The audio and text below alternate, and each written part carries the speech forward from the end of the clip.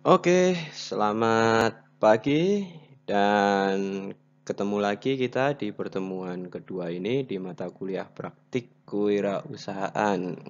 Oke, gimana kabar kalian? Sehat?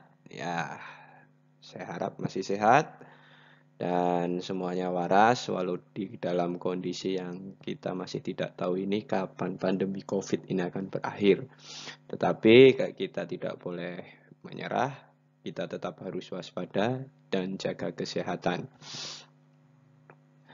Oke, sebelum kita mulai, seperti biasa, saya persilahkan bagi yang belum cuci tangan, silahkan cuci tangan terlebih dahulu, siapkan alat tulis jika perlu, siapkan telinga, siapkan mata. Mari kita saksikan video tentang pembelajaran praktik kewirausahaan ini pada pertemuan kedua ini. Oke, pada pertemuan pertama kemarin, kita sudah mengenal bahwa dalam memulai praktik kewirausahaan ini, perlu ada motivasi dan minat yang sungguh-sungguh dari diri kalian sendiri. Kemudian kalian sudah bisa harus memilih bidang untuk memulai praktik kewirausahaan ini sesuai dengan passion kalian. Dan yang akan kita bahas pada pertemuan ini adalah mengenai observasi dan survei lapangan. Ya, pada pertemuan ini seperti biasa akan saya buat sejelas mungkin video ini dan sesingkat mungkin dengan durasi waktu yang tidak terlalu lama. Karena seperti biasa juga biar tidak terlalu besar filenya sehingga tidak susah dalam mengupload di media YouTube. Ya, sebelum mulai kembali lagi ke nomor 2. Bagaimana? Kalian sudah menemukan passion kalian? Tentunya kalian sudah harus menentukan mau praktik kewirausahaan di bidang apa. Itu sudah harus kalian tentukan. Jika belum ditentukan, segera ditentukan. Terkhusus bagi yang asrama, tinggal di asrama, kalian juga harus memilih praktek kewirausahaan ini sebisa mungkin adalah apa yang bisa dijangkau di asrama. Dan yang untuk di non-asrama, silahkan pilih, karena pilihan kalian lebih banyak dan harusnya pilihan kalian ini tidak terbatas.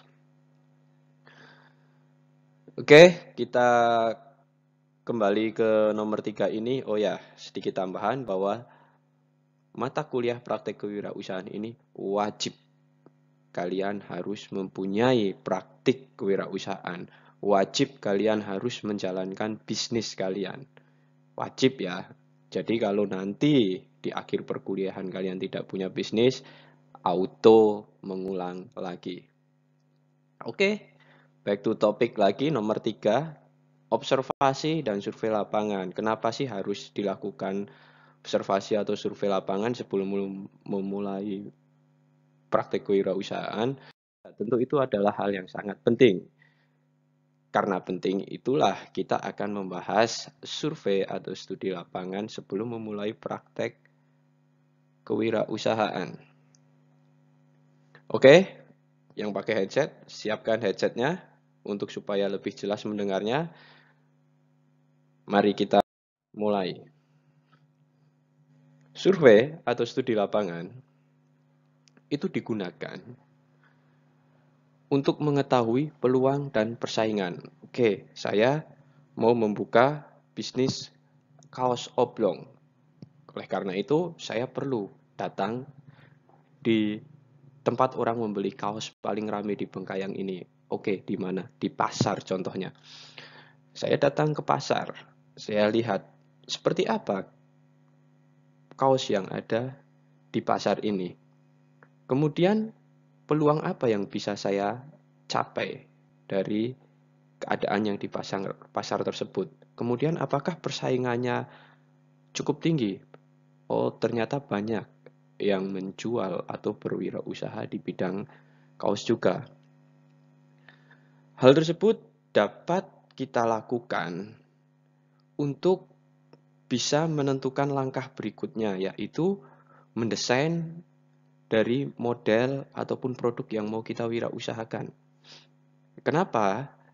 Supaya kita tetap bisa bersaing. Produk yang mau kita munculkan tetap bisa bersaing. Dan produk yang kita munculkan ini sesuai dengan peluang dan kebutuhan yang ada. Dan ketika hal tersebut dilakukan, itu akan sangat mempermudah pemasaran kita nantinya. Karena produk yang kita munculkan itu memang dibutuhkan karena peluang yang ada. Dan produk yang kita luncurkan ini memang dapat dijual karena harganya mungkin bersaing atau kualitasnya sangat bersaing dengan produk yang sudah ada. Ketika kita sudah melakukan survei atau studi lapangan itu, ya dengan harapannya praktek kewirausahaan yang kita jalankan ini memang sesuai dengan peluang yang ada dan produk yang kita buat pun dapat bersaing dengan produk yang sudah ada. Itulah kenapa saya tekankan harus ada langkah survei atau studi lapangan sebelum kalian memulai praktek kewirausahaannya. Oke, pertanyaannya, Pak, lagi corona, kok kita harus ke pasar? Ya, benar. Tapi mau bagaimana? Survei bisa dilakukan saat kalian ke pasar, secara langsung boleh, pengamatan saat lewat saja boleh, atau kalian mungkin hanya melihat saja keadaan pasar dan kalian bisa membayangkan apa yang kurang. Tetapi survei atau studi lapangan di dalam mata kuliah saya khususnya, itu nanti akan saya buatkan sebuah laporan survei yang harus kalian buat. Oleh karena itu, saya beri waktu sampai 2 minggu untuk kalian melakukan survei. Saya beri kelonggaran untuk kalian melakukan survei dengan sungguh-sungguh. Kalian sudah dapat passion kalian, coba kalian survei di lapangan. Ada tidak peluangnya, ada tidak persaingannya. Mungkin tidak kalian jalankan bisnis kalian, konsep bisnis kalian. Oleh karena itu, dengan waktu yang lama, sekitar 2 minggu ini, saya harapkan kalian bisa melakukan survei. Tetap pastikan bahwa kalian menggunakan atau mematuhi protokol kesehatan yang berlaku. Bagi yang luar asrama, jika kalian akan terjun ke lapangan, saya harap kalian mematuhi protokol kesehatan yang berlaku. Cukup hindari keramaian, tetap harus gunakan masker. Ini wajib sekali. Kalian harus gunakan masker. Kemudian kalian kalau bisa bawa hand sanitizer. Kemudian kalian harus rajin cuci tangan dan hindari kerumunan. Itu paling penting.